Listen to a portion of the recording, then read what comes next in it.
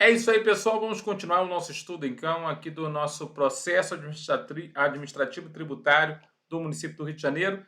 Em especial, a gente vai falar agora das petições. Então, toda vez que um sujeito passivo, toda vez que um contribuinte, toda vez que um interessado, um sindicato, um representante dos moradores de um determinado bairro, toda vez que eles forem se pronunciar ali, né, dentro do processo tributário administrativo, eles vão fazer o que nós chamamos uma petição. Então, essa petição tem que ter forma ou ela é de forma livre, professor? Ela tem que ter um mínimo ali para ser considerada uma petição ou não precisa conter nenhum item assim em especial? Ela é totalmente livre para que o contribuinte, sujeito passivo, possa adentrar. Então a gente vai ver os detalhes sobre a petição e, é claro, petição tem tudo a ver com o processo judicial, né, o processo civil. Né, o Código de Processo Civil traz várias informações a respeito da petição. O direito de petição é uma garantia constitucional, ou seja, o contribuinte tem direito a pedir para os seus direitos serem resguardados, e a princípio ele faz isso através da petição. Então, nós vamos ver agora a petição no nosso processo administrativo tributário, tá bom? Então, ó, das petições. As petições devem ser dirigidas à autoridade ou ao órgão competente para praticar o ato ou apreciar a matéria. Então, elas são dirigidas à autoridade ou órgão competente para praticar o ato ou apreciar a matéria. Não é para qualquer pessoa que eu possa fazer a petição, mas sim para quem é a autoridade competente para, a princípio, praticar aquele ato. Então, se for uma consulta tributária, para a autoridade competente que vai analisar a consulta e vai responder a consulta. Se for uma auto-infração, para a autoridade competente daquela região onde está circunscrita a empresa, para que aquela autoridade competente possa fazer o julgamento em primeira instância, assim por diante. Parágrafo 1º. O erro na indicação da autoridade do órgão competente não prejudica o recebimento e encaminhamento da petição. Então, mesmo que ele, a princípio, tenha adentrado de forma errônea quanto à indicação da autoridade ou órgão competente, isso não prejudica o recebimento da petição que vai ter que ser recebida, porque, como eu falei para você, o direito de pedir, o direito de petição do contribuinte, ele é resguardado. Então, se ele é resguardado, significa que o contribuinte precisa, a princípio, entrar com o seu pedido, fazer o seu pedido, e isso não prejudica o recebimento e encaminhamento daquela petição por si só. Né? Sem prejuízo do disposto no Decreto 2477 de 1980, as petições poderão ser apresentadas na forma do artigo 10A, ou seja, na forma de um PDF, que a gente vai ver mais adiante, né? Um arquivo eletrônico, observado o disposto em seu parágrafo 11. Tá bom? Veja que essas alterações são mais recentes, 2021, quer dizer, está tudo aqui bem atualizadinho de acordo com o edital. Aí eu falei assim, o que no mínimo, requisitos aqui, vamos botar aqui, ó, requisitos, que a gente vai considerar para poder haver a petição. Então, isso pode cair na prova. Qual desses aqui não é requisito? Vamos ver, ó. Nome, razão social da empresa ou denominação do requerente, seu endereço, número de inscrição no Cadastro Geral de Contribuintes ou no Cadastro de Pessoas Físicas. Hoje é o Cadastro Nacional de Pessoas Jurídicas, Cadastro de Pessoa Física, CNPJ ou CPF. E no Cadastro de Atividades Econômicas, o CAI, que hoje é, um cadastro importante, quando for o caso. A pretensão, ou seja, o que está sendo pedido e os seus fundamentos expostos com clareza e precisão. Os meios de prova, ou seja, quais são as provas que ele vai solicitar, com os quais o interessado pretende demonstrar a procedência de suas alegações. A indicação após a assinatura do nome completo de quem assina, signatário, número e órgão expedidor de sua carteira de identidade. O endereço para recebimento de comunicações, intimações e notificações. Telefone e endereço eletrônico. Então, tudo isso, veja, entra como os requisitos para que haja petição. Quando a petição versar sobre o IPTU, Imposto sobre a Propriedade Predial e Territorial Urbana, ou demais tributos e contribuições administrados pela coordenadoria desse imposto, veja, a coordenadoria do IPTU é a coordenadoria imobiliária, né? Aqueles tributos que têm a ver com os bens imóveis. Devem ser indicados, então, além da petição, vai ter que ter alguma representação sobre o bem imóvel, que é o número da sua inscrição imobiliária no respectivo cadastro e o endereço do imóvel. Então, o número da inscrição imobiliária no cadastro e o endereço daquele determinado imóvel. Tá certo? Então, essas são as situações aqui representadas, tá? Qualquer alteração em dados constantes do artigo anterior deverá ser comunicada por escrito ao órgão por onde tiver tramitado o processo. Então, se houver uma alteração, né, qualquer que seja, nos dados do imóvel, então, veja, eu tenho um cadastro imobiliário onde, a princípio, os bens imóveis têm um número de inscrição imobiliária nesse cadastro. Então, todos os tributos imobiliários têm a ver com imóvel. Então, tem que ter lá a numeração da inscrição imobiliária no cadastro, mais o endereço do imóvel. Se houver alguma alteração nesses dados, o cadastro foi modificado, então deverá o contribuinte apresentar essas alterações para fins de regularizar o seu cadastro. Na petição que tiver por finalidade a impugnação de um valor exigido, o requerente deverá declarar o que reputar correto. Ou seja, não adianta só dizer, ó, eu não devo isso tudo que você está falando aí, fisco, mas eu preciso dizer, olha, eu não devo esses 1.000 que você está cobrando, eu devo 800, eu devo 500. Isso faz toda a diferença. Então não adianta só alegar que não deve tudo aquilo. Deve também, olha lá, é deve, hein? Não é pode. Deve declarar aquele valor que reputa correto.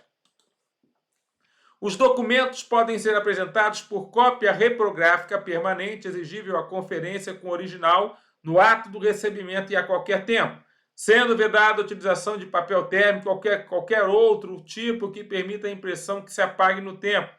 Então, sabe aqueles papéis que tem os documentos aí que o pessoal, por exemplo, usa lá, aquele papel, né? A nota fiscal é uma delas, né? Perdão, o cupom fiscal é um deles, né? Um papelzinho que, a princípio, é aquele papel que sai lá, né?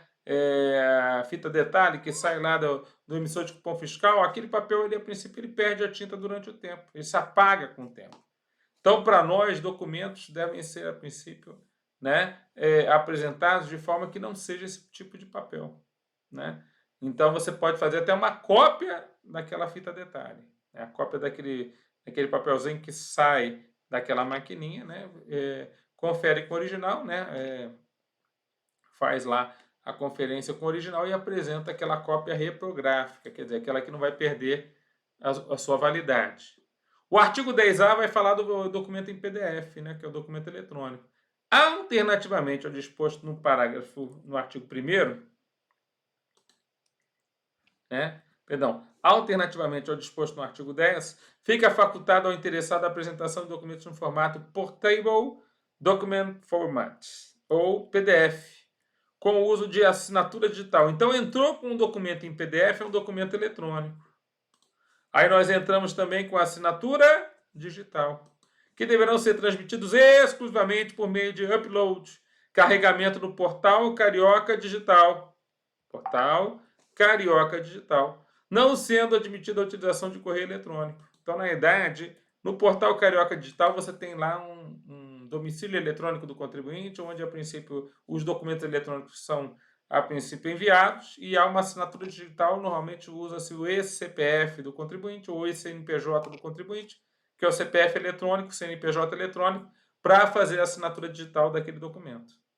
A assinatura digital prevista no caput deverá ser aposta com um certificado digital, né, normalmente certificado A3, que é utilizado pelas empresas, emitido por autoridade certificadora integrante da infraestrutura da chave pública brasileira, ICP Brasil, que não tenha sido revogado. Então, veja, que não tenha sido revogado e que esteja dentro do seu prazo de validade. Então, não revogado, dentro do prazo de validade, essa é a assinatura que, a princípio, vai ser utilizada para os documentos eletrônicos. Então, a petição pode ser feita de forma eletrônica.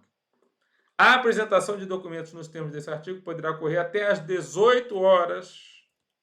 Então, quando é um documento em papel, até às 18 horas do último dia do prazo previsto para a prática do ato no horário oficial de Brasília, garantido ao interessado após a transmissão a emissão de um comprovante com data e hora, gerado e enviado automaticamente pelo sistema informatizado para o correio eletrônico, no que trata o artigo, o inciso 6 do parágrafo 5º. Né? É interessante que a maioria dos estados brasileiros, né, eles já adotam até as 23 horas e 59 minutos. Aqui, mesmo sendo eletrônico, o prefeito aqui da cidade, determinou que o último dia do prazo vai ser até às 18 horas, como se fosse o expediente físico, né? Expediente físico, a repartição pública fecha as portas, baixa as portas das 18 horas. Caiu a caneta, o cara está lá escrevendo, deu 18 horas, toca o sinal lá, pum, cai a caneta e ele vai embora, depois ele volta. Aqui ele fala a mesma coisa, né? Então, até às 18 horas do último dia do prazo previsto para a prática do ato, no horário oficial de Brasília, é garantido ao interessado após, então, a transmissão, a emissão de um comprovante. Então, garante, após a transmissão, a emissão, então, de um comprovante, né? Esse comprovante é muito importante para dizer que a pessoa cumpriu aquele determinado requisito e não vai tomar a multa por descumprimento. Com data e hora é gerado e enviado automaticamente pelo sistema informatizado para o correio eletrônico. Serão considerados para efeito de tempestividade, ou seja, tempestividade para nós é um termo muito interessante que às vezes aparece em prova. Tempestividade é dentro do prazo. Então, você mandando de forma tempestiva, você mandar dentro do prazo. E se mandar de forma intempestiva, é mandar fora do prazo. Então, seria considerados para efeito de estar dentro do prazo apenas a data e a hora registradas no comprovante anterior, não sendo considerado o horário da conexão do usuário à internet em seu local geográfico ou seus equipamentos. Os prazos que vencerem dia útil no qual ocorra a indisponibilidade do sistema, reconhecido em ato da Secretaria Municipal da Fazenda e Planejamento, deverão, se a referida indisponibilidade ocorrer no período compreendido entre 9 da manhã e 18 da tarde, sendo prorrogados. Então, se houver algum problema, né, caiu o sistema, você prorroga para o primeiro dia útil seguinte. Apenas no que tange a possibilidade de envio de documentos, na forma prevista neste artigo. Os documentos enviados por meio do portal Carioca Digital deverão estar contidos em um arquivo único, atendidas as seguintes condições. Então, quais são as condições para entrar com documento no portal Carioca Digital? O arquivo deve ser único, com tamanho máximo de 3 megabytes, não sendo possível o upload de arquivo que exceda o tamanho estabelecido. Os documentos digitados para impressão em papel de formato A4, da qual resulte no máximo 50 páginas. Então, o máximo de um documento é 50 páginas. A primeira página do arquivo único deverá conter um formulário para apresentação de documentos. Formulário esse que é disponível no próprio portal Carioca Digital, devidamente preenchido, assinado com tinta azul ou preta e digitalizado. Veja que é importante, né? Até a cor da tinta aí, meu querido, é importante. Porque essa cor de tinta aí provavelmente vai aparecer no documento como um documento oficial. Meter um vermelho ali não vai ser aceito, né? Texto e demais elementos gráficos dos documentos legíveis. Tamanho da fonte de texto igual ou superior a corpo 11. Endereço eletrônico para recebimento das intimações. Então, são essas as condições, guarda as condições aqui, né? Para um documento ser enviado no portal Carioca Digital. Está previsto aqui no decreto. E também outros aspectos formais estabelecidos em ato do titular da Secretaria Municipal de Fazenda e Planejamento, que poderá ampliar os limites estabelecidos nos incisos 1 e 2, inclusive relativamente ao envio de um arquivo único. No caso do arquivo único exceda 50 páginas, previstas no inciso número 2 do parágrafo 5º, ou ao limite estabelecido na forma do inciso número 7 do mesmo parágrafo 5º, o interessado será intimado para que apresente presencialmente no prazo improrrogável de 10 dias os documentos impressos, devendo o servidor fazer constar tal ocorrência no verso do comprovante, previsto no parágrafo 2º, impresso ou na folha seguinte do processo. Antes da respectiva impressão e juntada dos autos aos autos do processo em papel, o servidor vai verificar a autenticidade da assinatura digital. Então, uma das preocupações dos documentos digitais é justamente se o documento não foi alterado ou adulterado. Então, a assinatura digital deve ser checada pelo servidor. Aposta no arquivo único e atendimento a condições previstas nos incisos 3 e seguintes do parágrafo 5º, devendo, quando for o caso, intimar o interessado para que promova a correção. Então, se for o caso, o próprio servidor pode solicitar que seja feita a correção das irregularidades no prazo improrrogável de 10 dias. Quando se tratar de um pedido que acarrete a abertura de processo administrativo, o interessado receberá em até 3 dias úteis, por meio de correio eletrônico, referido no parágrafo 5º, inciso 6, o número do respectivo protocolo do processo aberto pelo servidor responsável. Na autuação dos documentos, o que é autuar os documentos? Você, a princípio, numerá-los, rubricá-los e juntá-los ao processo. Fisicamente, isso é muito entendível, né? Quer dizer, você pega e vamos autuar o documento, vamos colocar ele no processo. Então, numero, rubrico e coloco no processo. Na autuação dos documentos, o servidor observará no que couber as regras previstas nos artigos 22 a 32 do Decreto 2477, de 25 de janeiro de 1980, fazendo juntada da impressão das seguintes peças, na seguinte ordem: comprovante previsto no parágrafo 2º, documentos enviados pelo interessado no arquivo digital único, comprovante de verificação da autenticidade da assinatura digital de que trata o parágrafo 7º, assinado pelo servidor que a realizou. Os originais dos documentos deverão ser preservados. Isso é importante, ó. Isso aqui é uma importante obrigação acessória. Qual que é? A guarda dos documentos. Então, tão importante como entregar documentos é guardá-los. Os originais dos documentos deverão ser preservados até que ocorra o quê? A prescrição do crédito tributário correspondente. Veja que não é decadência, é prescrição. Por quê? Porque o documento, no princípio, gerou uma auto-infração. Então, a decadência já não existe mais. Mas o direito do fisco de cobrar é a prescrição que pode acabar com esse direito.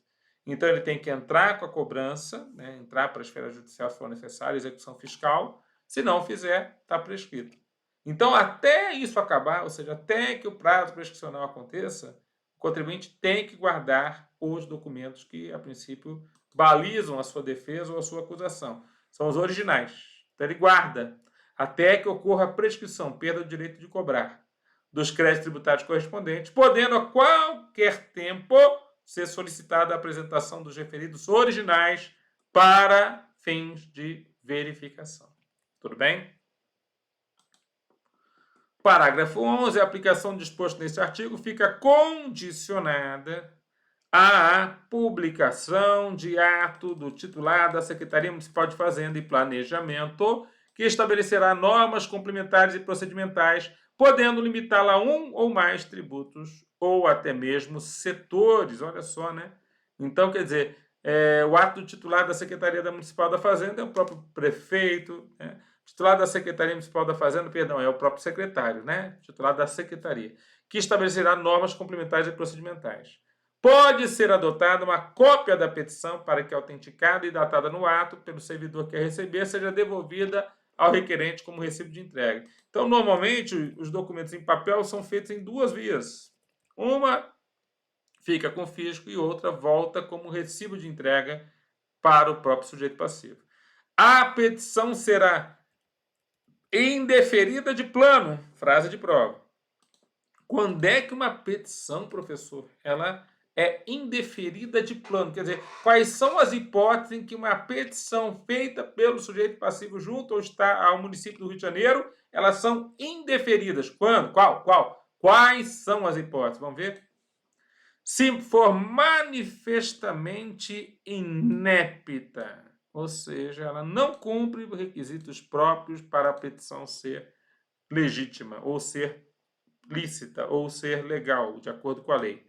Ou se a parte for ilegítima, quer dizer, a parte que a princípio entrou com a petição não poderia ter entrado com aquela petição. Então, essa parte a gente chama de parte legítima. Sendo vedado, entretanto, a qualquer servidor recusar o seu recebimento. Veja, a petição ela tem que ser recebida porque o direito de petição ele é um direito garantido pela Constituição Federal. Mas ela pode ser indeferida de plano, ou seja, nem vai haver o julgamento do mérito naquela situação. Você entendeu? Fiscal é o seguinte, você está lá na prefeitura municipal, você está trabalhando, está no dia de plantão fiscal, é você que vai resolver as buchas. Aí o camarada chega lá com uma petição, está faltando um monte de coisa. Aí você vê que ela vai ser indeferida, mas você fala para ele, olha, o senhor pode entrar com a petição mesmo, faltando esses itens aqui, eu tenho que recebê-la, mas o senhor sabe que ela vai ser indeferida, porque ou ela está inepta, ou por a parte legítima não apresentou a procuração, quer dizer, tem alguma coisa errada aqui que eu não vou conseguir levar adiante a sua petição. Você pode até avisar ele, eu vou receber, mas vou arquivar. Eu vou receber, mas ela vai ser indeferida de plano. Considera-se como uma petição manifestamente inepta a petição quando, em outros casos, faltou o que a pessoa pediu, não faltou o pedido. Ou faltou a causa de pedir, olha só, faltou o pedido ou faltou a causa de pedir. Tanto uma situação como a outra. Ou a narração dos fatos não decorrer logicamente à conclusão. A narração dos fatos não decorre logicamente à conclusão.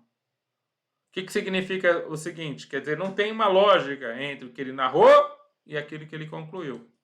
Ou o pedido é juridicamente impossível. Veja, não pediu nada, faltou a causa de pedir, os fatos não batem com a conclusão, o pedido é juridicamente impossível. Lá no direito penal, matar o morto é um pedido impossível. Como é que eu posso matar alguém que já morreu, né? Pois é, aqui também, juridicamente impossível. Qual que é o pedido juridicamente impossível? Ou acumular pedidos, mas que são incompatíveis entre si. Ou se limitar a demonstrar um inconformismo sem atacar fundamentos do ato. Ou seja, a pessoa fica inconformada. Tem gente que até xinga o fiscal, né? O fiscal, filho da pi, né?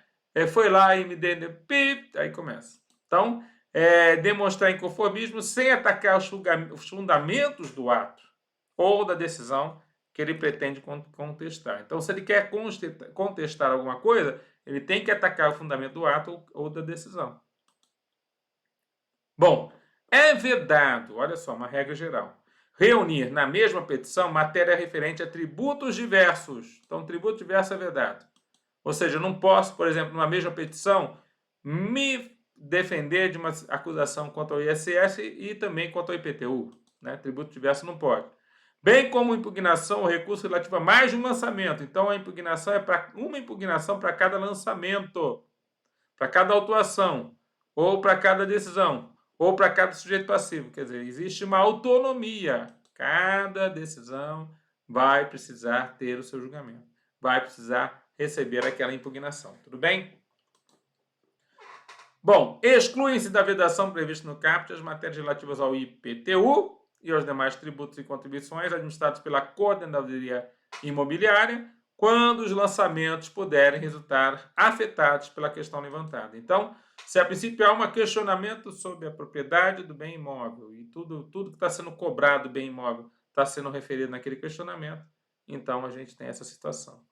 A critério dos titulares dos órgãos lançadores ou julgadores, poderão ser autuados ou reunidos em um único processo as impugnações ou os recursos relativos a mais de um lançamento do mesmo tributo, em que seja parte o mesmo sujeito passivo, e desde que os fundamentos de fato e direito dos pedidos sejam idênticos para todos os lançamentos questionados.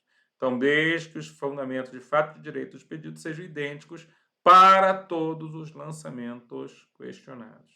Tá certo? Então, eles podem ser autuados e reunidos em um único processo, mas os fundamentos são os mesmos, então por isso que eu posso reunir no único processo. Isso aqui é uma exceção. Você pode guardar isso. A regra geral é que não vai reunir. A exceção está aqui.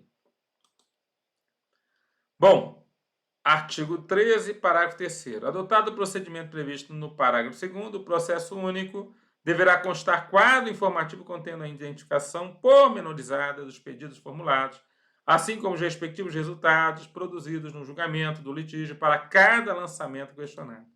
Então, você tem essa informação aqui também, quer dizer, ele vai fazer um pormenorizado ali para você saber o que cada lançamento está sendo, a princípio, colocado.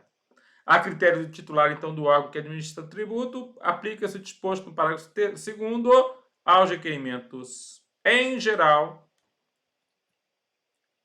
desde que seja parte o mesmo sujeito passivo e desde que os fundamentos de fato e direito sejam idênticos. Bom, fechamos aqui as petições, bastante informação interessante aqui para a gente, e vamos ver como que isso poderia ser cobrado na prova. Então, questões inéditas para você sobre o processo administrativo tributário das petições dentro do município do Rio de Janeiro. Vamos lá? Primeira questão. São motivos para considerar uma petição inépita junto ao município do Rio de Janeiro. Quais são esses motivos, professor? Exceto, puxa vida. Então, o que está fora? Ó? De faltar pedido ou causa de pedir é um dos motivos. Da narração dos fatos não decorrer logicamente à conclusão é outro dos motivos. O pedido é juridicamente impossível é outro motivo. Acumular pedidos incompatíveis entre si é outro pedido. Se limitar a mostrar, opa, faltou um negócio aqui, é inconformismo, não é conformismo. Sem atacar os fundamentos do ato ou decisão. Olha, só por causa disso aqui já gerou um erro aqui, hein? Então, da qual se pretende contestar. Gabarito da questão. A alternativa, a letra E. Tudo bem, pessoal? Vamos para outra? Sobre as petições dentro do processo administrativo tributário do município do Rio de Janeiro, assinar a sequência correta. Quando a petição versar sobre IPTU, ISS ou demais tributos e contribuições administrados pela coordenadoria desse imposto, devem ser indicados o nome da inscrição imobiliária, o respectivo cadastro e endereço do imóvel. Veja, inscrição imobiliária, o respectivo cadastro e endereço do imóvel não é para ISS. É só para IPTU e demais tributos ou contribuições, no caso aí, por exemplo, a contribuição de melhoria, por exemplo, uma taxa de coleta de lixo, quer dizer, não seria o caso aqui. Então, o item 1 é falso. Tá vendo ali? Porque o ISS foi colocado ali, mas não tem nada que está ali. Qualquer alteração em dados constantes do cadastro da inscrição imobiliária deverá ser comunicada por escrito ao órgão onde estiver tramitando o processo. Verdadeiro. Então, alterou ali, né, algum dado, né, alterou lá algum dado, né, por exemplo, fez uma construção no imóvel, tem que informar junto ao cadastro, né, por escrito. Na petição que tiver por finalidade a impugnação do valor exigido, o requerente poderá declarar o que está correto. Calma lá, não é poderá, né, professor? Não é mais poderá, meu querido, é deverá. Então, ele não é facultado a ele declarar o que ele quer, é obrigatório. Então, esse item também, toma cuidado com essa história de poderá e deverá, que gera questão de prova, né? Falso, verdadeiro, falso é o gabarito da questão. Alternativa, letra C de casa. Fechou? Vamos para outra? Outra questão inédita. Vamos lá, professor. Vamos lá.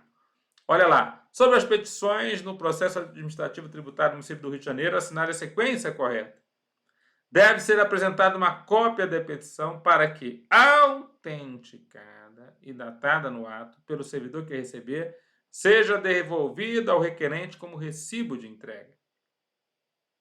A petição, então, será indeferida de plano se manifestamente inepta ou quando a parte alegar que não deve o tributo devido. Né? Quando é que ela é uma petição que vai ser indeferida de plano? Então, quando que nós temos aqui a petição sendo indeferida de plano? Quando é que isso acontece, professor? Né?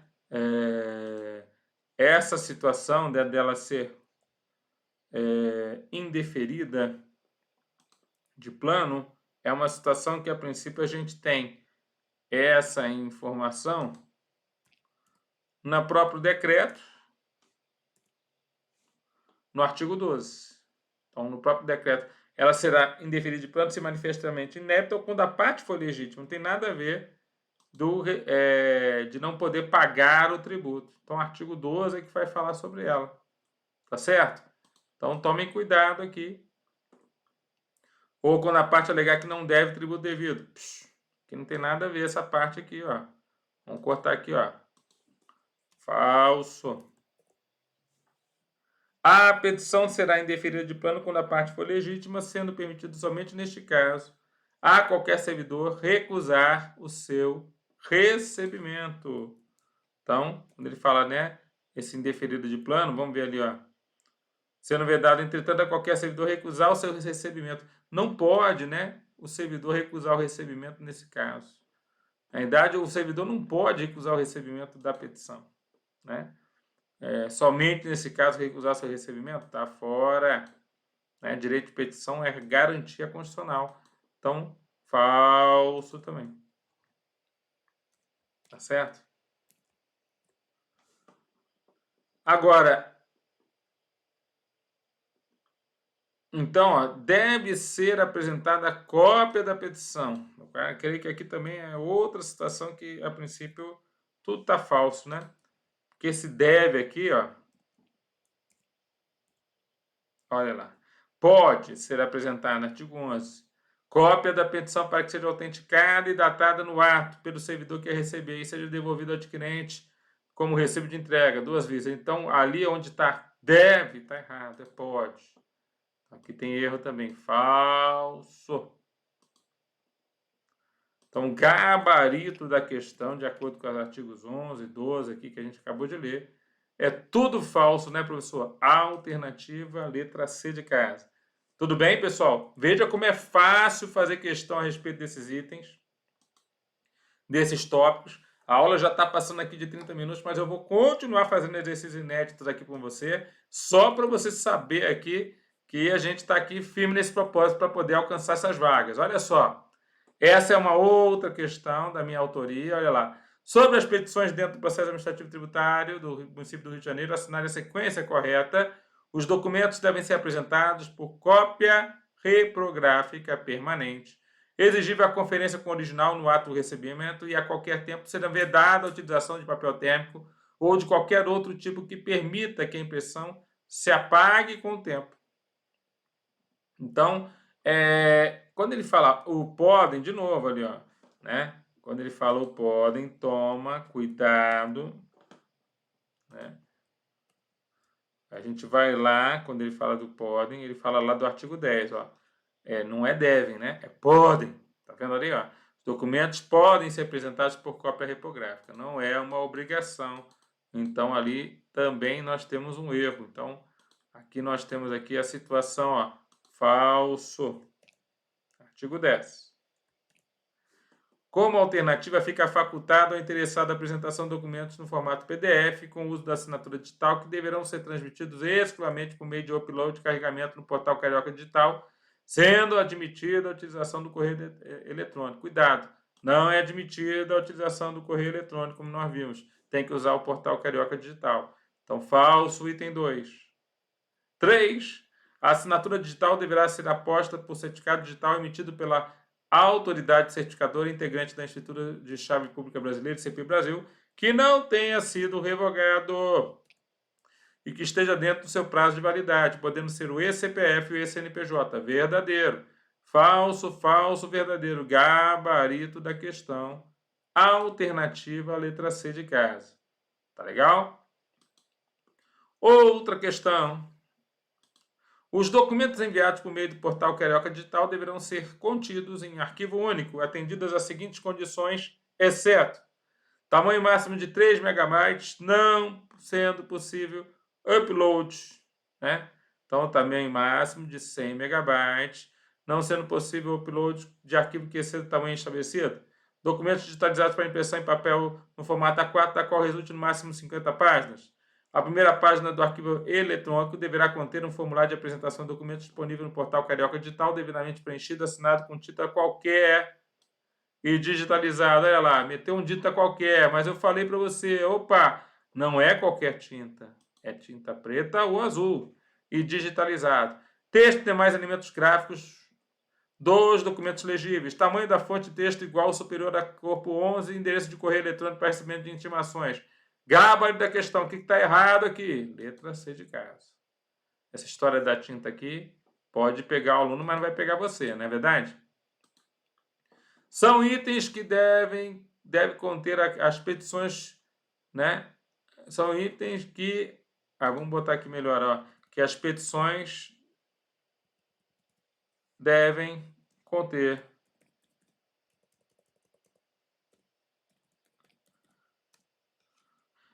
No município do Rio de Janeiro, exceto. Então, quais são esses itens que as petições devem conter? E, na verdade, eu não estou querendo nem qual é o item que deve conter, né? Mas sim o item que não deve ter. Nome, razão social, denominação do requerente, seu endereço, número de inscrição no cadastro geral de contribuintes ou no cadastro de pessoa física, no cadastro de atividade econômica, quando é o caso, pretensão e fundamento exposto com clareza e precisão, meios de provas com os quais o interessado pretende demonstrar a procedência das suas alegações, ou seja, quais são as provas que ele vai utilizar. Indicação antes da assinatura, no nome completo do signatário, do número do órgão expeditor, de sua carteira de identidade. Aqui está o erro. Na verdade, você vai pegar todos os dados de quem está assinando aquele documento, mas é após a assinatura, é debaixo da assinatura, né? Primeiro você assina e depois você coloca o nome do signatário, quem assinou, número do órgão expedidor da sua carteira de identidade, endereço para recebimento de comunicações, intimações e notificações do telefone e endereço eletrônico. Gabarito da questão, alternativa à letra D de dado. Por último, assinale verdadeiro ou falso. As petições devem ser dirigidas à autoridade ou órgão competente para praticar o ato e apreciar a matéria. Coloque aí, verdadeiro. O erro na indicação da autoridade ou do órgão competente prejudica o recebimento e encaminhamento da petição. O erro na indicação da autoridade ou do órgão competente não prejudica o encaminhamento, como a gente viu. Encaminhamento continua a existir, né? Então, falso. Sem prejuízo do disposto no decreto 2477 de 1980, as petições poderão ser apresentadas na forma do artigo 10A, que é em documento PDF, né? Verdadeiro. Então, fecha aqui a informação com gabarito verdadeiro, falso, verdadeiro.